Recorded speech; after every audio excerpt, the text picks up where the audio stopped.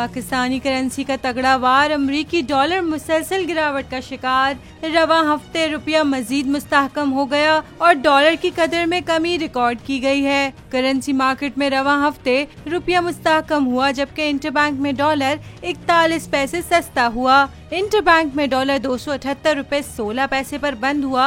Open market में dollar 19 पैसे सस्ता हुआ। ओपन मार्केट में डॉलर 280 रुपए 75 पैसे पर बंद हुआ। दूसरी जानिब पाकिस्तानी स्टॉक मार्केट में भी तेजी रिकॉर्ड की गई। मजमूई तौर पर 100 इंडेक्स में 436 पॉइंट्स का इजाफा हुआ। मार्केट 79,333 पॉइंट पर बंद हुई।